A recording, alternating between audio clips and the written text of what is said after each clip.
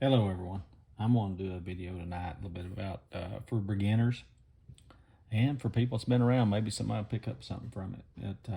It's on how I organize my dubbing. Uh, I've got several boxes. It's all sort of labeled as far as what it is, the type it is, and but way I organize my dubbing, I do keep the factory box dispensers, and I found out for people just starting out, this is the perfect way to go. These are super fine dubbings, and if you buy the dispenser box, it's cheaper versus buying each little pack of dubbing, each little color. You can always add to it. You can pick up these little boxes at J. Stockard or Bob Marriott or Feathercraft, anywhere. Make your own assortments, and that's what I've done. These are Wapsi Superfine 1 and 2. These are the primary dry fly dubbins that I use all the time.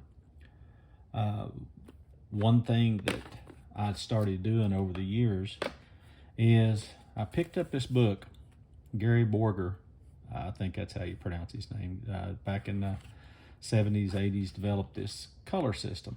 And these things are sort of obsolete, hard to come by. And I found them, a few of them online over the years, and picked them up. And what he tried to do was come up with a uniform color code for insects and fly tying.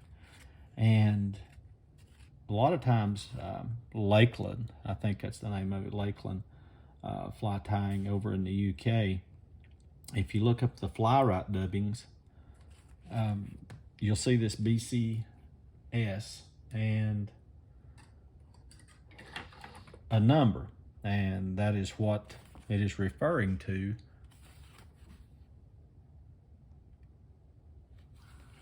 Is the Gary Borger color system. And the way this works is, say you find an insect, and one of the books that I will go by is the Caddisfly Handbook, an Orvis Streamside Guide, and it will have a lot of pictures on caddisflies. They have these for mayflies also, and other insects, aquatic insects. But a lot of times I'll get out in the streams and I carry a piece of screen wire with me, and I'll put it down in the stream and stir up some gravel and things like that. And I might catch a handful of aquatic insects that like the nymphs and things of that, pupa and things of that nature. I'll shoot a few pictures of them, and when I get home, I'll take and start comparing them to these colors.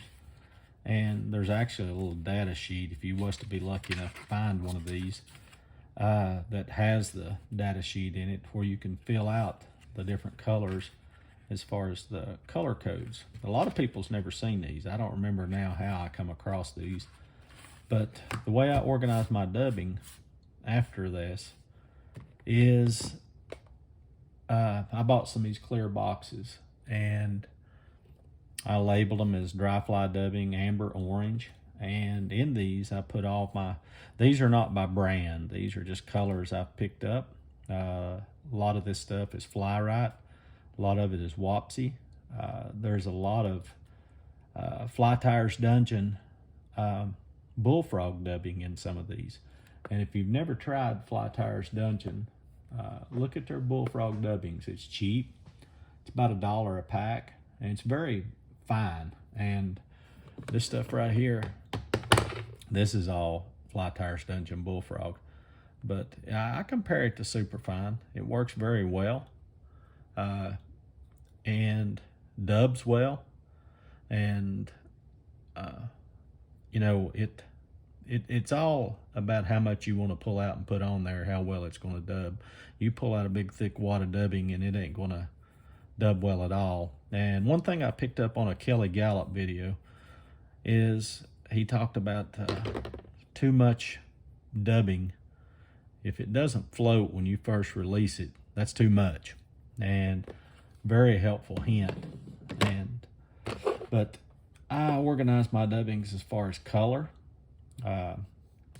Like if I'm trying to match a specific bug that I found, it's gold, yellow, orange. You know, I've got other colors. I've got my greens together. I keep sort of my grays and tans. Then I keep some of the browns and olives, the variant mixes. And one thing I do is I have a coffee blender that I use quite often, but I pick these things up. These are just pet brushes, and they're just wire bristles, and I picked them up at PetSmart or somewhere like that. But if you want to mix some dubbing, say you want to blend, you take a little of these colors and you're trying to match a specific fly, and all you do is sit and just move that stuff back and forth, and you pull it out and just keep mixing and get those colors blended together. Then when you get it out, you know, it does an okay job, and sometimes you'll have to help it along with your hand, but you get a different color altogether than what you originally started. You'll get the variant colors, and these things, a lot of times they'll knot up if you don't. I'm rushing it is one of the things I'm doing, but it'll knot up with you if you don't be careful with those wire brushes. And same way with a coffee blender, it'll knot up with a coffee blender if you add too much or grind it too much. And the other thing you have to be careful with a coffee blender is heating it up. This stuff is, most of it is synthetic, and of the dry fly dubbings, unless you get into the naturals like mink and rabbit and things like that, muskrat. I use a lot of muskrat for my Adams. That's about all I use. But this stuff, it blends well, and you'll get the variant colors. I don't know if you can pick that up by looking on the, I'll not be doing an ad for that, but if you spread it out on something white where you can see it, you'll get the variant colors. You get some orange, some yellow, and some amber colors. And that's just one way of organizing your dubbings. And where I'm at here in the Smoky Mountain regions, I keep a box of just dubbings that I make, recipes that I've picked up on. This is like, this one here is just straight muskrat. And this stuff, you can't beat the naturals. I got the rabbits and minks, beavers, and hare's mask, and I'll be doing another video on the hare's mask because I really do like using hare's mask dubbing. And there's so many different areas that of that mask and different types of dubbing that you can acquire. And it just depends on how you blend it, how you mix it. And if you look at different places, like there's a gentleman off eBay I buy Antron dubbing from, and he will make me a whole bag, a sandwich bag of just pure Antron. And this is sort of a hare's ear color, and it's got a lot of sparkle. You can put this in the light. And I organize it the same way too in these boxes. I've got boxes of just straight Antron, and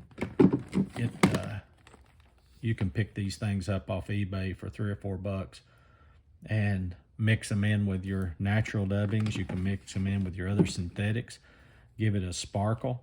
But this stuff right here is sort of a Callibatus hare's ear color. Works great. It don't dub very well on its own, but it works great mixing it with other naturals.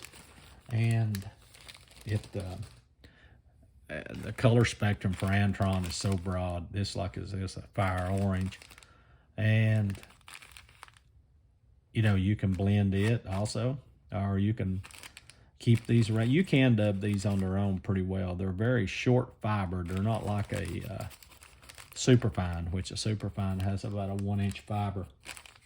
And when you pull this stuff out, it and start to really look at it, how long the fibers actually are, you know, you can get in some 1.5, 2-inch fibers. And it's what makes it dub so well, because it's such a fine fiber and it's longer, and you can dub it on your thread several different ways. It's a little bit difficult to touch dub. I don't like to touch dub with it. I use the waxes and put it on with that, or just wet your fingers and wrap it on the thread. That's the best way I've always found. That's the way I learned to do it, and that's the way I've always found. But if you like my videos, just like and subscribe, and hopefully I'll still learn more and try to make some more, and we'll all pick up on something. Thank you.